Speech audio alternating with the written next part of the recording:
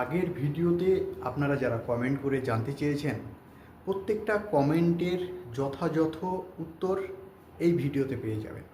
যেমন জানতে চেয়েছেন, যুদ্ধ কি শুরু হবেই? প্রথম প্রশ্ন। দ্বিতীয় প্রশ্ন, ইসলামিক প্রজাতন্ত্রী ইরান শেষ পর্যন্ত কি টিকে থাকতে পারবে আমেরিকার বিশাল সামরিক শক্তির সামনে? তৃতীয় প্রশ্ন করেছেন, শেষ পর্যন্ত ইরানের বন্ধু দেশ, ইরান যাদেরকে বন্ধু দেশ বলে মনে করে, যেমন রাশিয়া, চীন, তুরস্ক, এই ধরনের দেশগুলো, তারা কি শেষ পর্যন্ত গাছে তুলে দিয়ে মই নিয়ে পালাবে না তো? চতুর্থ প্রশ্ন করেছেন যে বিভিন্ন সংবাদ মাধ্যমে জানা যাচ্ছে ইরানে ভূমিকম্প হয়েছে, এটা কি সত্য? এবং কেন ভূমিকম্প হয়েছে? ভূমিকম্প আসলেই হয়েছে, না পারমাণবিক বোমা পরীক্ষা করে দেখেছে ইরান যে ঠিকঠাক আবিষ্কার হয়েছে কি না? নাহলে এক সপ্তাহের মধ্যে এতবার ভূমিকম্প প্রাকৃতিক উপায়ে হওয়া কি সত্যিই সম্ভব? আপনারা আরও প্রশ্ন করেছেন যে এই যুদ্ধের মধ্য দিয়ে সত্যি কি বিশ্বযুদ্ধ লেগে যাওয়ার সম্ভাবনা আছে? আপনার দৃষ্টিকোণ থেকে অবশ্যই আমাদের সামনে তুলে ধরবেন। সো বন্ধুরা, এই যে 5টি পয়েন্ট বললাম, 5টি প্রশ্ন বললাম, এই 5টি প্রশ্নের যথাযথ উত্তর এই ভিডিওর মধ্যে দেব। আর আমার চিন্তা মতে, আমার এই জিওপলিটিক্যাল বিষয় নিয়ে আলোচনা করতে গিয়ে বিভিন্ন অ্যানালাইসিসের মধ্য দিয়ে আমি যতটুকু বুঝতে পেরেছি, এই বিষয়ে টোটকা হিসাবে আপনাদেরকে এই ভিডিওর শেষে 2টি প্রশ্ন আপনাদের উদ্দেশ্যে রেখে যাব। তবে তার আগে, যদি এই ভিডিও আপনি প্রথম দেখে থাকেন, আমার চ্যানেলটি আপনার সামনে প্রথম গিয়ে থাকে, তাহলে অবশ্যই চ্যানেলটি সাবস্ক্রাইব করে পাশে থাকবেন এইরকম ইনফরমেশনমূলক, সত্য, অথেন্টিক ভিডিও দেখার জন্য। আপনার মনের প্রশ্ন উত্তর আমি দেব, অবশ্যই কমেন্ট বক্সে প্রশ্ন করুন, প্রশ্ন রাখুন। আমেরিকার সঙ্গে ইরানের যুদ্ধ কি হবেই? এটা কি কোনোভাবে বন্ধ রাখা যায় না? বর্তমান পরিস্থিতিতে দাঁড়িয়ে এই যে প্রথম প্রশ্নটা আপনাদের সামনে রেখেছিলাম, এই প্রশ্নের উত্তরে প্রথমেই আপনাদেরকে জানিয়ে রাখি, ইরানের খুব কাছাকাছি চলে এসেছে আমেরিকার সামরিক বাহিনীর যে রণতরী, সেই রণতরীর যে বিরাট রণজাহাজ, সেই জাহাজ কিন্তু পারস্য উপসাগরের খুব নিকটে চলে এসেছে। এই প্রস্তুতি দেখে মোটামুটিভাবে যেটা অনুমান করা যাচ্ছে, তাতে যুদ্ধ লেগে যাওয়ার সম্ভাবনাটা খুব বেশি। কেননা আমেরিকা বুঝতে পারছে ডলার বর্তমানে যেভাবে মানুষ ছুঁড়ে ফেলে দিচ্ছে, একদিকে যখন ভারত ছুঁড়ে ফেলে দিচ্ছে, রাশিয়া অনেক দিন আগে থেকেই বন্ধ করে দিয়েছে, ইরান কোনো দিনই প্রায় 40 বছর ধরে বিভিন্ন স্যাংশনের মধ্যে দিয়ে ডলারকে নাকচ করে দিয়েছে। আপনারা জানেন ইরানের ইকোনমির কি সিস্টেমের অধঃপতন হয়ে গেছে আজকে। এই যে ইরান এতদিন ধরে বিভিন্ন ধরনের স্যাংশনের মুখে পড়েও আমেরিকার কাছে মাথা নত করেনি, এই জায়গায় দাঁড়িয়ে এখন আমেরিকা বুঝতে পারছে যে ইরানকে জব্দ করলেই আমি আগামী কয়েকশো বছর এই পৃথিবীকে শাসন করতে পারব।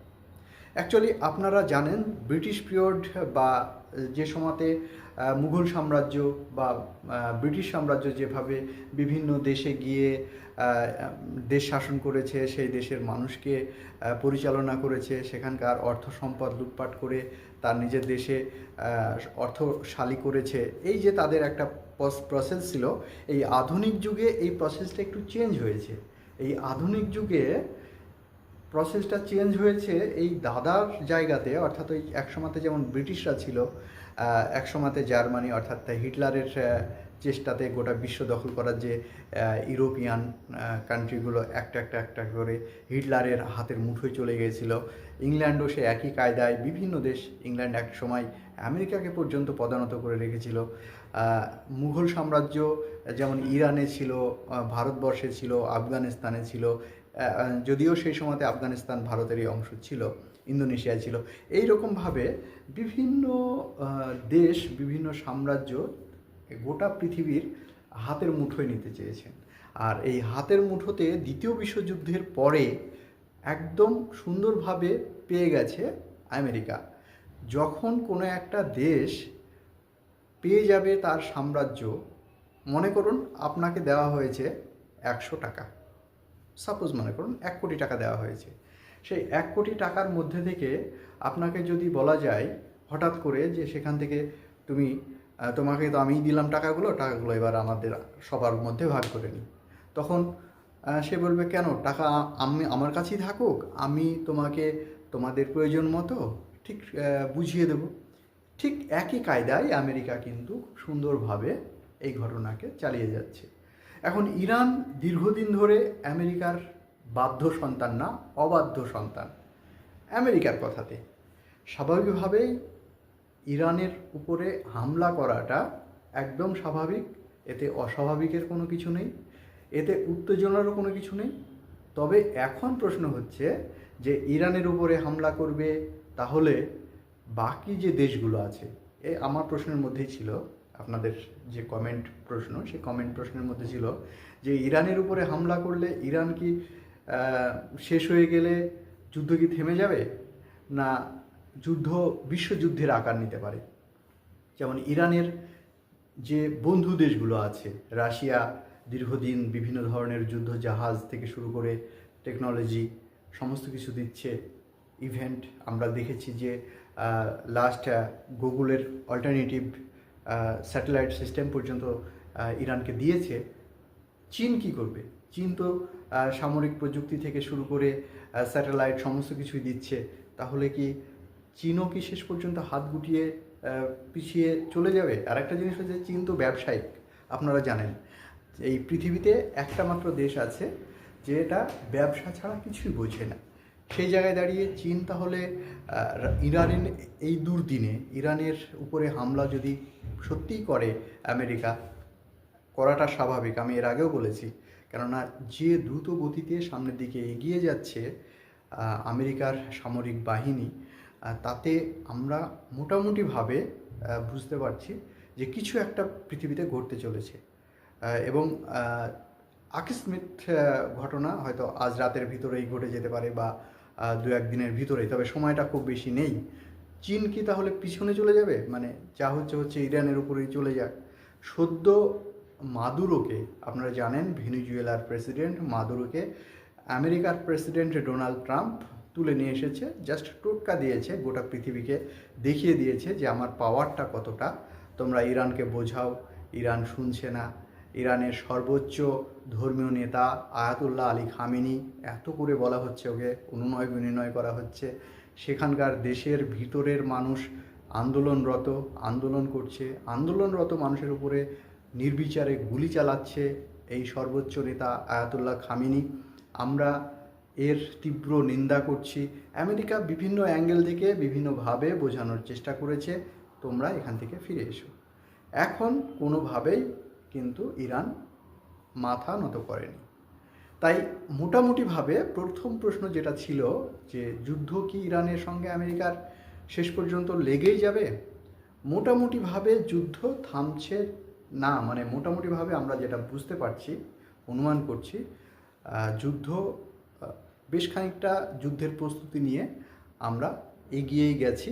অর্থাৎ গোটা বিশ্ব, গোটা পৃথিবীর মানুষ কিন্তু যুদ্ধের একটা সম্মুখীন হতে যাচ্ছে, এটা বলাই যায়। দ্বিতীয় প্রশ্ন রেখেছিলাম যে আপনারা এই পৃথিবীতে প্রায় নাই করতে 57টা দেশ আসছে, 57 কান্ট্রি। এই 57 কান্ট্রিজ ইসলামিক রিপাবলিক বা ইসলামিক দেশ বা রাজতন্ত্র, বিভিন্ন ধরনের দেশ আছে। সেটা রাজতন্ত্র হতে পারে, গণতন্ত্র হতে পারে, ইসলামিক কান্ট্রি আছে। ইরানের উপরে যদি হামলা করে তাহলে ইসলামিক দেশগুলোর ভূমিকা কী হবে? আপনারা অলরেডি বিভিন্ন গণমাধ্যমে শুনেছেন, বাহারান কিন্তু ইসলামিক দেশ। সেই বাহারান কিন্তু অলরেডি আমেরিকাকে সাপোর্ট করছে, অর্থাৎ ইরানকে ধ্বংস করা হোক, তার জন্য সমস্ত কিছু সাপোর্ট করছে। তাই ইসলামিক দেশ বা এটা নন ইসলামিক দেশ এইরকম ম্যাটার করে না আন্তর্জাতিক ক্ষেত্রে। আন্তর্জাতিক ক্ষেত্রে মেন যেটা ম্যাটার করে সেটা হচ্ছে ব্যবসা। আপনার দেশে কী পরিমাণে ব্যবসা আছে, আপনি অন্য দেশে থেকে জিওপলিটিক্যাল যে সিস্টেম সেটা হচ্ছে ক্ষণস্থায়ী বন্ধু, জব তাক স্বার্থে তব তাক দোস্তি হে। আপনার স্বার্থ যতদিন থাকবে ততদিন দোস্ত থাকবে, বন্ধুত্ব থাকবে। স্বার্থ যেদিনকে শেষ হয়ে যাবে, জিওপলিটিক্সের ভাষাতে বন্ধু সেদিন শেষ হয়ে যাবে। সদ্য ভারতের যে প্রধানমন্ত্রী যিনি আছেন নরেন্দ্র মোদীজি, তার সঙ্গে ডোনাল্ড ট্রাম্প যখন প্রথমবার প্রেসিডেন্ট হয়েছেন তখন একদম গলায় গলায় ভাব, কিন্তু এই মুহূর্তে দাঁড়িয়ে ভারতের সঙ্গে আমেরিকার প্রেসিডেন্টের সঙ্গে যে সম্পর্ক সেটা হচ্ছে গলায় গলায় ভাব নেই, বর্তমানে আদায় কসকলাই সম্পর্ক। অতএব জিওপলিটিক্যাল ভাষাতে আপনারা পার্মানেন্টলি কোনো বন্ধু হতে পারে না, পার্মানেন্টলি কোনো শত্রুও হতে পারে না। আপনারা জানেন ভারতের সঙ্গে চীনের কি সম্পর্ক ছিল, আজকে চীনের সঙ্গে ভারতের বেশ বোঝাবুঝির বিষয়টা এসছে, আন্ডারস্ট্যান্ডিংয়ের বিষয়টা এসছে, ব্যবসা বাণিজ্য অনেক কিছুই হচ্ছে, আমরা কিন্তু অলরেডি দেখতে পাচ্ছি। তাই মোটামুটিভাবে আমরা যতটুকু বুঝতে পারছি, যতটুকু জানতে পারছি, সেই জায়গা থেকে চীন এবং রাশিয়ার সঙ্গে এই সামরিক চুক্তি হয়েছে ইরানের, এবং এই সামরিক চুক্তি 2050 সাল পর্যন্ত থাকবে। এই 2050 সাল পর্যন্ত যদি সামরিক চুক্তি থেকে থাকে তাহলে অটোমেটিক্যালি এরা কিন্তু যুদ্ধে যোগান দেওয়ার জন্য প্রস্তুতি নিতে বাধ্য থাকবে, যেহেতু আগে থেকে একটা সামরিক জোট গঠন করে রেখেছে। সেই জায়গায় থেকে কিন্তু আমরা মোটামুটিভাবে বলে নিতে পারি বা আপনারা ধরে নিতে পারেন যে ইরানের পাশে কিন্তু থাকবে চীন, রাশিয়া, তুরস্ক বা উত্তর কোরিয়া বা এই ধরনের। চীন রাশিয়া যদি থাকে, এদিকে আবার ব্রিক্সভুক্ত দেশের মধ্যে পড়ে যাচ্ছে, ভারতও থেকে যাচ্ছে যেহেতু, তাই আগামী দিনে ভারতও সরাসরি হয়তো বা যুদ্ধে জড়িয়ে যেতে পারে, মোটামুটিভাবে আমরা যতটুকু এই মুহূর্তে দাঁড়িয়ে বুঝতে পারছি। ক্লিয়ার হলো দ্বিতীয় প্রশ্ন। তাই ইরানকে গাছে তুলে যে মই নিয়ে পালাবে এই রকম কন্ডিশন কিন্তু নেই। তবে বিশাল যে সামরিক বাহিনী, বিশাল সামরিক বাহিনী মানেই যে সেই দেশের বিরুদ্ধে যুদ্ধ করা যাবে না এমনটি কিন্তু নয়। কেননা একটা দেশ, একটা রাষ্ট্র যদি সেই দেশের রাষ্ট্রপ্রধান তিনি যদি স্বৈর শাসক হন, তার পতন অবধারিত। তাকে ভোটের মাধ্যমে ক্ষমতাচ্যুত করা হয় বা কখনো কখনো গণ অভ্যুত্থানের মধ্য দিয়ে ক্ষমতাচ্যুত করা হয়, কিন্তু স্বৈর শাসক এই পৃথিবীতে কোনো দেশের জন্য কাম্য নয়। এই বিশ্ব রাজনীতিতে জিওপলিটিক্সের ভাষাতেও স্বৈর শাসক কিন্তু কামনা করা যায় না। তাই আমরা মোটামুটি 2026 সালে দাঁড়িয়ে একটা কথা বলতে পারি, সেটা হচ্ছে আমেরিকার প্রেসিডেন্ট ডোনাল্ড ট্রাম্প তথা ন্যাটোভুক্ত যে দেশগুলো আছে তারা নিজেদের মধ্যে কিছুটা দ্বন্দ্ব, এবং আমেরিকার প্রেসিডেন্ট নিজেকে সর্বসর্বা হিসাবে প্রকাশ করে গোটা পৃথিবীকে অঙ্গুল হেলনের মধ্য দিয়ে বশ করে রাখতে চাইছে, এবং গোটা পৃথিবীতে বাজারটাকে মানে সাম্রাজ্যবাদের শ্রেষ্ঠ মসনদ তৈরি করার ইচ্ছে প্রকাশ করেছেন। তাই সাম্রাজ্যবাদের বিরোধিতা থাকবে, বিরোধিতা করবে প্রত্যেকটা দেশ, এটাই হওয়া উচিত। তাই মই নিয়ে পালানোর কোনো যুক্তিই নেই, মই নিয়ে পালাবে না। মোটামুটিভাবে এই যে চুক্তি আছে, সামরিক চুক্তি, এর উপরে বেস করেই আমরা মনে করতে পারি। আর একটা প্রশ্ন ছিল, সেটা হচ্ছে গত এক সপ্তাহের মধ্যে 99 বার ভূমিকম্প হয়েছে ইরানে। এটা ভূমিকম্পটা কি প্রাকৃতিকভাবে হয়েছে না এটা কৃত্রিমভাবে করানো হয়েছে? আমাদের কাছে যতটুকু ইনফরমেশন আছে তাতে এই ভূমিকম্প এক প্রাকৃতিক নিয়মে হয়। দ্বিতীয়ত হচ্ছে কৃত্রিম উপায়েও ভূমিকম্প হতে পারে। যেমন এই পৃথিবীতে সবচাইতে শক্তিশালী যে বোমা আছে সেটা হচ্ছে পারমাণবিক। আমেরিকা দাবি করছে ইরান অলরেডি পারমাণবিক বোমা তৈরি করে ফেলেছে বা করবে। আমরা ইরানকে এই পারমাণবিক বোমা যাতে আবিষ্কার না করতে পারে তার জন্য অ্যাটাক করছি। এই ৯৯ বার ভূমিকম্প থেকে মোটামুটিভাবে আপনারা ধরে নিতে পারেন যে আমেরিকা যেটা আশঙ্কা করেছে অলরেডি এর আগেও এই পারমাণবিক তৈরিকে কেন্দ্র করেই ইরানকে অ্যাটাক করেছিল, ইরান পাল্টা অ্যাটাক করেছিল, যেটা আপনারা বিগত দ্বিতীয় বিশ্বযুদ্ধের পরে আমেরিকার বিরুদ্ধে সরাসরি এই ধরনের অ্যাটাক বিশ্বে কোনো দেশ করার সাহস পায়নি। আমেরিকার বিরুদ্ধে সর্বপ্রথম এই ইরান কিন্তু অ্যাটাকটা করতে সাহস পেয়েছিল। তাই স্বাভাবিকভাবে এই অ্যাটাকের পরে, আমেরিকার অ্যাটাক পাল্টা ইরানের অ্যাটাকের পরে, ইরান ঘরে বসে থাকেনি এতদিন ধরে, তারা কিন্তু পারমাণবিক বোমা তৈরি করে ফেলেছে অলরেডি। মোটামুটি আমরা যতটুকু ধারণা করছি। আপনার কি ধারণা অবশ্যই কমেন্ট বক্সে কিন্তু জানাবেন। আপনার একটি কমেন্ট কিন্তু আমার নতুন একটা ভিডিও বানাতে সহযোগিতা করে। তাই স্বাভাবিকভাবেই আমরা মনে করছি এই এক সপ্তাহের ভিতরে ৯৯ বার ভূমিকম্প কোনোদিনই প্রাকৃতিক নিয়মে হতে পারে না। এটা পারমাণবিক বোমার বিভিন্ন অ্যাঙ্গেল থেকে দেশের বিভিন্ন প্রান্তে তারা পারমাণবিক বোমা যে ছড়িয়ে রেখেছে এবং তা কতটা সক্রিয় সেটা দেখার জন্য তারা এই ভূমিকম্প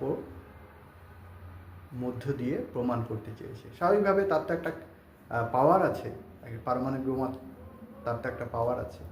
তাই আমরা মোটামুটি ধরেই নিতে পারি যে ইরান কিন্তু এই মুহূর্তে পারমাণবিক শক্তি থেকেও শক্তিধর একটি রাষ্ট্র হয়ে গেছে অলরেডি।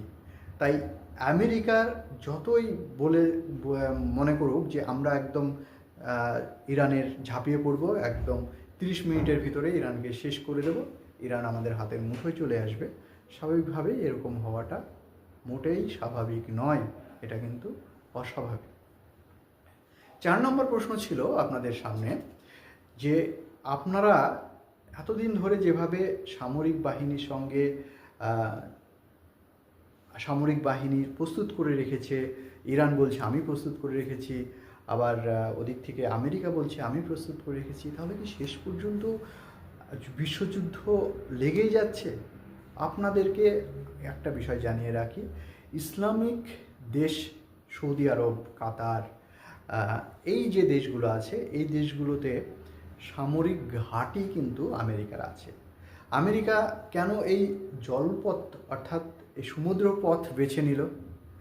এই সমুদ্র পথ বেছে নেওয়ার পিছনে কারণ হচ্ছে সৌদি আরব, কাতার রীতিমতো অলরেডি আমেরিকাকে বলে রেখেছে যে আমাদের মাটি ব্যবহার করে ইরানকে আক্রমণ করতে আমরা দেব না।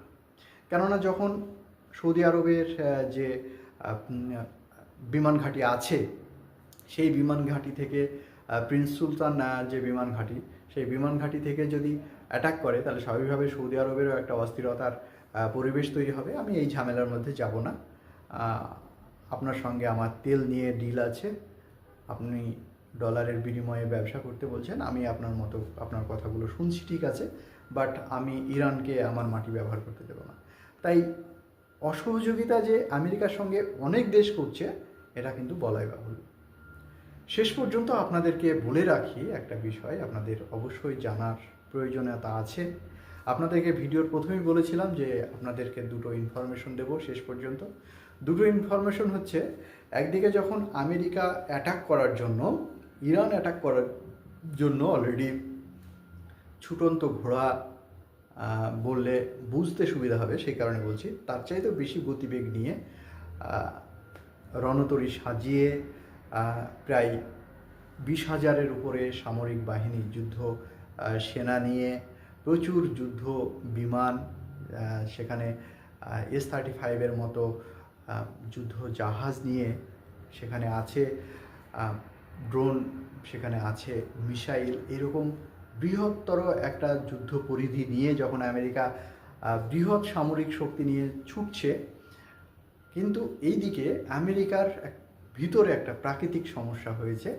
সেই প্রাকৃতিক সমস্যা হচ্ছে সেখানে প্রচুর শীত পড়ছে আর শৈল ঝড় হচ্ছে, যার ফলে আমেরিকার সাধারণ মানুষের ভিতরে একটা বিদ্যুৎহীন অবস্থায়, খাদ্যহীন অবস্থায় পড়ে আছে অনেক মানুষ। আমরা সাধারণ মানুষের বিপক্ষে নয়, প্রত্যেকটা মানুষ বেঁচে থাকুক এই পৃথিবীতে। যুদ্ধ হয় ক্ষমতার স্বার্থে, মানুষের ব্যক্তিগত স্বার্থের জন্য এখানে যুদ্ধ হয় না।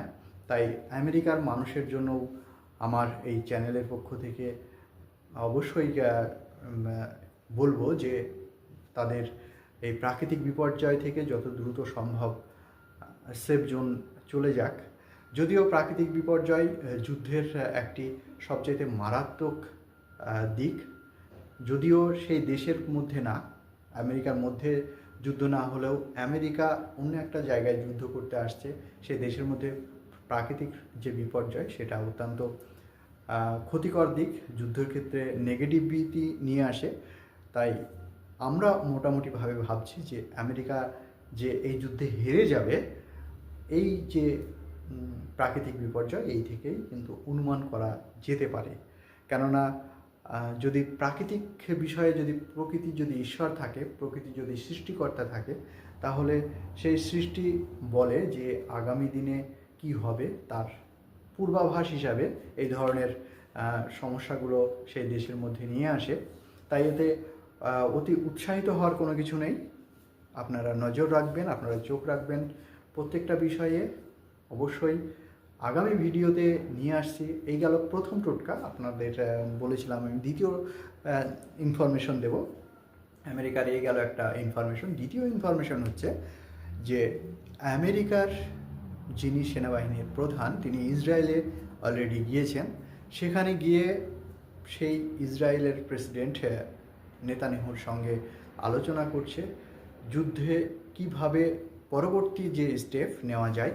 অতএব এই যে আলোচনা থেকেও কিন্তু আমরা অনেকটা অনুমান করতে পারছি যুদ্ধ কিন্তু সময়েরই অপেক্ষা।